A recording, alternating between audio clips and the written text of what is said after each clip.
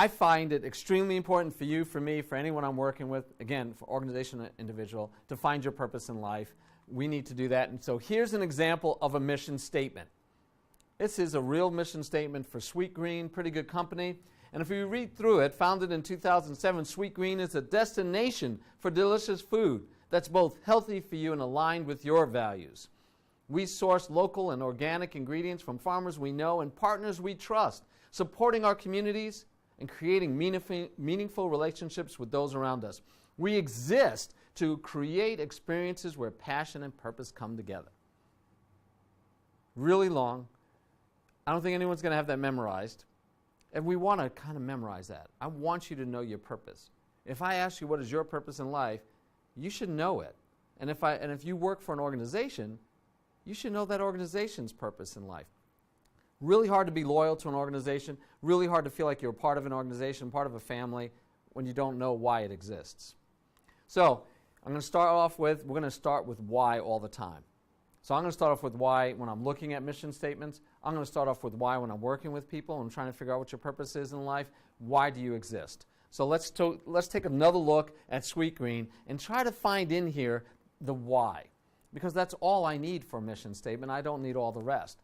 So we have in that mission statement, in that official mission statement we create a destination for delicious food that's both healthy for you and aligned with your values, blah, blah, blah. Is that the why? I see it. Shaking head, no, right? No, it's the how. It's how they do what they do. How about we support our communities and create meaningful relationships with those around us? Is that why they exist? Now I see another no. No, it's not. It's another how. So the real why, the closest we got in that long statement they had, was we exist to create experiences where passion and purpose come together. That should be at the top. It's kind of like when I watch Marvel movies. If you didn't know I like movies, you could probably tell by my tie. Love superhero movies. I love the Iron Man movie, I believe it's number 3, where War Machine and Iron Man are in the middle of this, it looks like a field, but it's a river coming through. It's a little display thing outside of the expo, and they're fighting all these robots.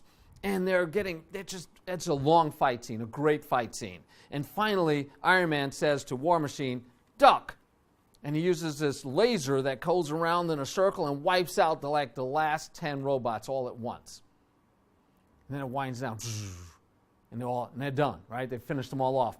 And War Machine looks at him and goes, why didn't you lead with that? Right? You don't start, you could have wiped them all out. The fight scene would have been like 20 seconds, and then they would have had to find something else to do with the film.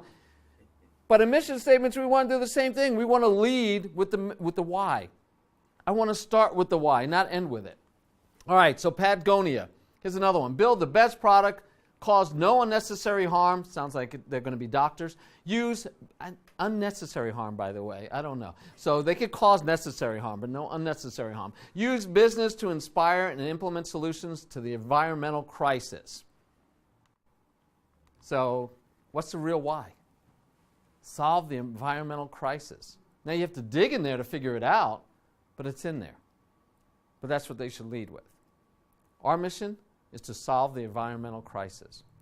I can even go deeper, right? Love using the 5 whys, by the way, not just one. So that's one why, but why do you want to solve the environmental crisis? For the future. Maybe for the future of our children. Maybe to change the path we're going on. I don't know. But you'd ask them, and I would ask them, and we'd work to find out what the why is behind that mission statement. So always start with why. So let's see if we can get some that actually start with why. Honest Tea is another good company. These are, by the way, all Fortune 500 top companies. I'm not picking mission statements from bad companies. Seeks to create and promote great tasting, healthier, organic beverages. How do they do that? They strive to grow our business with the same honesty and integrity we use to craft our products with sustainability and great taste for all. Starting with the why. Creating and promoting great tasting, healthy, organic beverages. You may notice that you could go why and ask them a couple of times, right? There's underlying purposes behind that. It's not there, but you could feel it. And a lot of times when I work with organizations and individuals, I'll get a why, and it's like, oh, because I want my children to have a better life than I did. That's probably a good why, but I'll ask them why anyway, and we keep digging.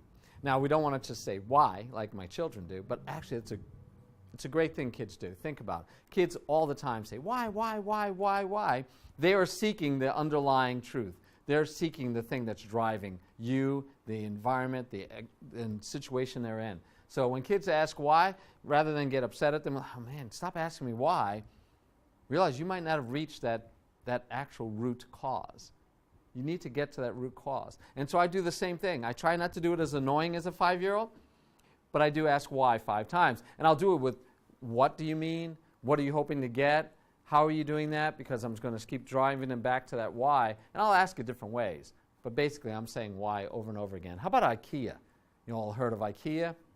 They make furniture. It's great. And a lot of other things to create a better everyday life. Don't ask me about the grammatics. It's right out of their mission statement, for the many people. All right? That's the why. And then they give us some hows, like by offering a wide range of well-designed functional home furnishing products. They put it into their mission statement because they think that helps define who they are. And it does. But that how could change. And that's critical. If I understand the why and I found your root purpose in life, if I found your calling, the how can change.